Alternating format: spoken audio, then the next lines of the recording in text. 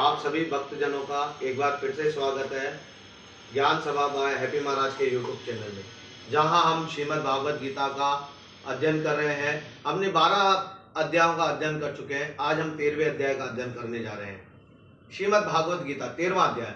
श्री कृष्ण बोले, हे कौतन्य, यह शरीर क्षेत्र कहलाता है। इसके जानने वाले को क्षेत्रज्ञ कहते हैं। इस संपूर्ण क्षेत्र में क्षेत्रज्ञ मुझे ही जान। क्षेत्र और क्षेत्रज्ञ का जो ज्ञान है मेरे मत से वही ज्ञान है।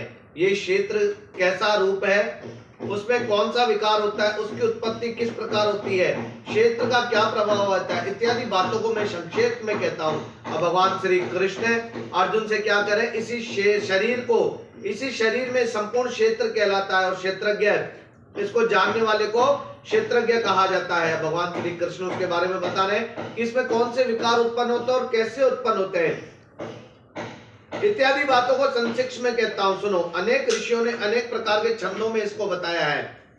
वेदों ने पृथक पृथक वर्णन किया। वेदों में अलग अलग वाणी है, ऋषियों की अलग अलग वाणी है, और हित वाले ब्रह्म सूत्रों के पदों में यह भी ज्ञान निश्चित किया गया। पंच महाभूत बताया गया है। पंच महाभूत अहंकार, बुद्धि, अव्यक्त प्रकृति, 10 इंद्रिया, मन तथा 5 इंद्रियों के विषय में, तथा इच्छा, द्वेष, सुख, दुख, संगात, चेतना, धृति तथा इन समूह संक्षेप क्षेत्र में क्षेत्र और क्षेत्रज्ञ के यही विकार हैं।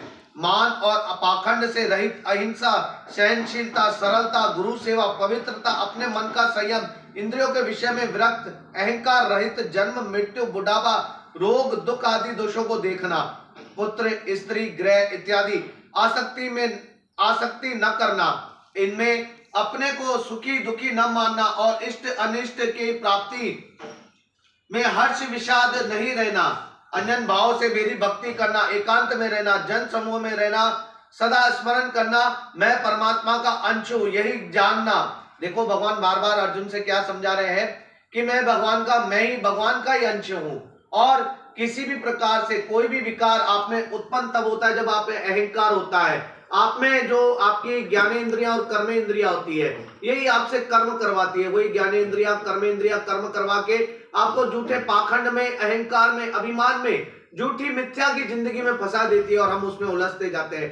भगवान क्या कहता है, जब जो लोग इन चीजों से परे हैं, जो लोग इन चीजों को समझते हैं, क्षेत्र शरीर को कहा गया है, क्षेत्रज्ञ जो इसको अच्छे से जानता है, यानी उन इंद्रियों के विषय में, उन वासनाओं के विषय में, उन बातों के विषय में जो अच्छे से जानता है, जो अच्छे से जानकर उन कार्य को करता है, और जो कभी झूठ नहीं बोलता, दूसरे का अहित नहीं करता, पाप नहीं करता, वह सब भगवान क्या कहते हैं, उन सब में वो क्षेत्रज्ञ जो जानकारी होता है वो सब मुझे ही पाते हैं। वही जगत में सबको घेरे स्थित मैं ही रहता हूं। वह सब इंद्रियों के गुणों का प्रकाश भी मैं ही हूं। हर जगह भगवान क्या कहते हैं, जब आपकी इंद्रियां काम करती है, जो इंद्रियां होती है, ज्ञानेंद्रियां 5 होती है, 5 कर्मेंद्रियां होती है, इन 10 इंद्रियों के अपने 10 देवता होते हैं। वो इंद्रियां जब आपका वर्क काम करती है, अपने काम के लिए इंद्रिया अग्रसित होती है, तो वो भी भगवान क्या कहता है, वो भी मैं ही करवाता हूं। सब करने वाला मैं हूं। लेकिन कई लोग गलत काम करने के बाद ये कहते हैं कि भगवान ने कराया, तो भगवान इसी चीज को कहते हैं कि मैंने आप लोगों को अपनी बुद्धि, अपना विवेक, अपना मत दिया है। आप अपने विवेक, अपनी बुद्धि का उपयोग करके आप उस कार्य को कीजिए। जहां गलत चीज है तो उसको समझने की कोशिश कीजिए। भगवान कहते हैं कोई भी काम करने के लिए पहले 2 मिनट रुको, उसको थोड़ा समझो, समझने के बाद, उस कार्य को जानने के बाद उसको करने की कोशिश करो।